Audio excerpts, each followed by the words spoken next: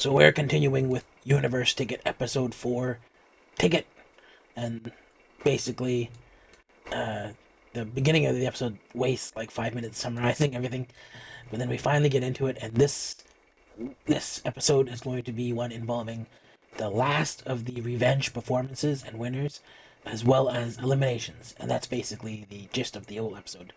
And so things that stood out to me regarding the sparkling last episode, we got to see sparkling the challengers.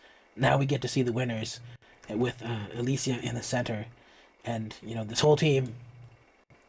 It basically during practice you find that they're kind of neglecting the vocals in that they assign it to someone who can't do it in the practice. Uh, it turns out later on she could do it, but it was just kind of weird that the team was just like, oh, we put it on her, so we're just not going to hit that note during the performance. I thought that was kind of weird that they didn't work through it and see if anyone could do it within their range. But luckily, it was just a issue of confidence for her. She didn't feel confident she could sing it, so she didn't try. And if you're not if you're not belting, you're probably cracking, right? And so you kind of need to have confidence to sing out loud, and to see if you can even reach the note. But anyways, overall, this team's practice, they kind of lacked cohesion. But in terms of the final performance, it actually turned out pretty good. And I feel like the vocals stood out both individual and when they were singing in unison. And so I felt like this was a really good performance, and I was happy with it overall. And then surprisingly, though, even at the end, the challengers were actually the ones to win. And I'm not sure why that was, considering the challengers were kind of not as polished in all areas. But I feel like maybe the show was kind of protecting their favorites in a way. And that's kind of like, I'm just being suspicious there, but I get that feeling based on the inconsistencies I've seen in the judging. Then there's one more revenge team performance, which is the Charismatics. And so it's interesting that there's two groups here, and there's a sister team, one on the challengers, one on the winners, and the older sister is in the challengers, who's one of the losers, and then the other one's in the winners, and there's kind of a rivalry there. And I feel like even though the older one here, May Haram, is bitter about losing, I feel like when I see her reactions, when I look at these sisters, how they react to each other, doing well or not, I feel like the older sister is more protective of the younger sister, and she's actually is happy for the younger sister, whereas the younger sister, I'm not sure if she has that in the opposite direction. I haven't seen it visually. But anyways, in practice, where are we? Did I get too far ahead? So in practice, basically, when it comes to the challengers, they assigned a leader, which is Hyunju, who they say kind of looks like a Belle from Signature here. And she's like a no-nonsense leader. I actually really like the way she led the group. What's really important, I feel like, is that she has good perception. And when you have perception, you can micromanage people.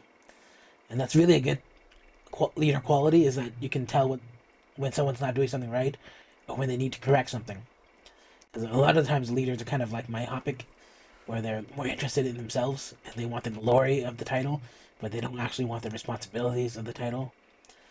And so, basically, this team, they're doing 21's Fire, which is like a great song, and they're having to adapt this for more members than the 21 had, which is from 4 to 8. And then here we have also Gailey, I think that's her name. I wasn't sure if it was Gailey or Danga, but it seems like Gailey's her name here.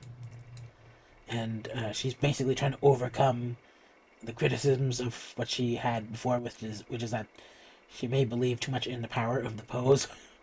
But I feel like the pose is her strength. I feel like she performed well, but maybe she has to learn to choose the moments and choose the poses that fit in well with what she's trying to achieve. But anyways, Itzy gets to see them perform in the backstages, and they warn them that it may be too bland, and so they get some advice, and they end up coming up with a secret weapon, which is to help put Gailey out front and basically just have her blow everyone away at the beginning. And so they get to performing, and to be honest, this looked like a debut stage to me. I felt like even like individually, they were showcasing their individual charms, and of all the people on the stage, the leader Hyunju was actually the most muted, but she wasn't bad or anything. But I just feel like she kind of stepped back for everyone else to shine. But I feel like this performance was actually my favorite so far. And then when you get to the opposite performance of them with the winners, so over here you have Kim Sujin. This is not her, but she's the leader of this group. Kim Sujin is this one, and it was between her or Kim Sumin. And I just remember Kim Sujin scowling when Haram was performing, and so she seemed like not really a team player. But they did a lot of practice apparently in this group outside of the practice rooms, because behind the scenes you see them like in, I guess it's in the dorms or something, or in the lobby here. I'm not really sure where this is. It seemed like a lounge or something. But apparently they're practicing a lot, and then during practice there's like some conflicts between like the leaderships and people wanting to do their own thing. I feel like Sujin was not a good leader. I feel like she just wanted the title or the responsibility for her own glory, but she didn't really step in terms of like making sure everyone was taken care of. I feel like she was more concerned with herself, and during the practice, she really wanted to create her own dance break so she could stand out individually. But anyways, this led to some people crying during the conflict, and then eventually I had to have a kind of like a heart-to-heart about it. But anyways, they eventually had their performance, and overall, I actually thought this performance was really good. And even though there were areas where individuals were standing out, and you could pinpoint like the section that they assigned for each girl to stand out, but I don't feel like they stood out.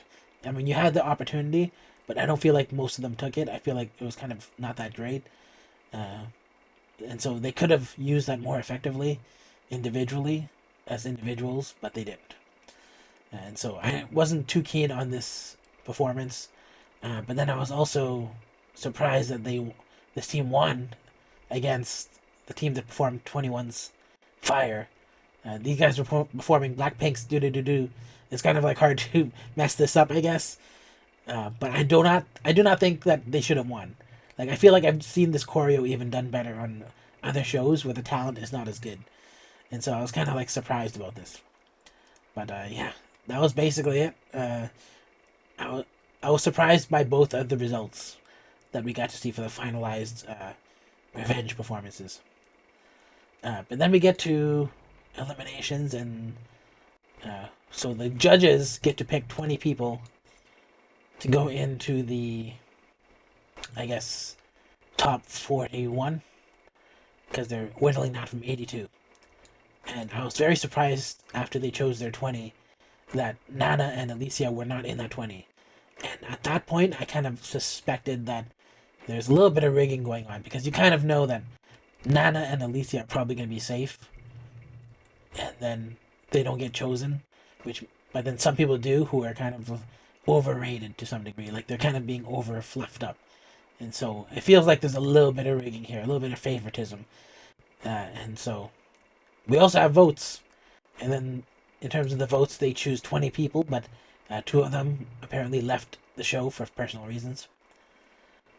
And I don't know where these votes are from. I'm guessing they're from the show, but I wasn't really paying attention. But yeah, that was basically it. They whittled it down to 41. In terms of the people eliminated, I was basically surprised by Angshin and Yukino not making it, because I feel like they were highlighted, but they also felt like they weren't that bad.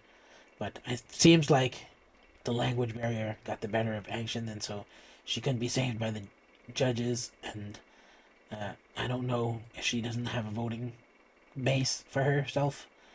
But a lot of the show kind of felt rushed anyways, and I think usually that's the case anyways with these kind of, I'm gonna call this an Mnet style show because it is sort of like, it's basically like a Girls Planet Produce 101 style show.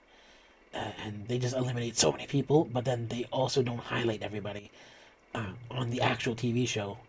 They actually even summarize or completely ignore it when someone has an opponent in like a 101 challenge. And so uh, I do feel like this show is kind of, it's not a real competition. Like I watch like American Idol, right, or X Factor, and I've watched those like for 20 years, and I've also been a judge in real life competition, and I feel like it's way more fair that everyone gets their equal chance and equal spotlight, right? And if they do get like favoritism, like the only time you see people talking about favoritism is like, oh, they're like in this behind the scenes interview or side bit that's in addition to the competition. But in terms of the competition, you get your intro video packages, you get your performances, and then everything seems to be pretty fair, and there's not too many contestants. Uh, all those people are whittled behind the scenes, and you don't really see much of that. It's kind of very summarized in terms of whittling down to like a top 20 or top 10. But in this one, I mean, the whole thing is just whittling down and getting voted along the way of being whittled down. And so it's not really that fair. And you don't really get to see everyone to even vote on them. Like, there's 82 people, and I feel like you've only covered like a few of them. Now, other than that, there is the concern about the language barrier, which keeps coming up. Uh, if I look at the people who made it through and the people who were eliminated, I think it's about 40% are foreigners, and it's actually evenly distributed in terms of the eliminations and the people being saved and the people going through. So, not really, not doesn't really play a part. I don't think.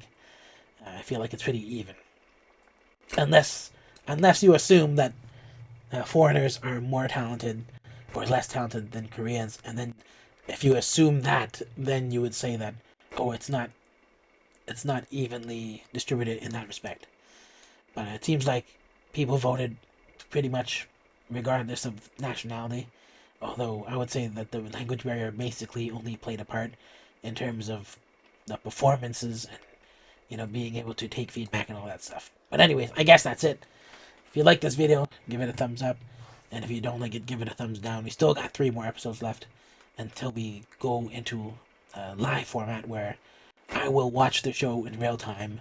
I will make these reactions in about, I don't know, 20 minutes after the show ends. And then you'll just have like my live opinion on it. But anyways, if you're not subscribed, consider subscribing, and I'll see you in the next video.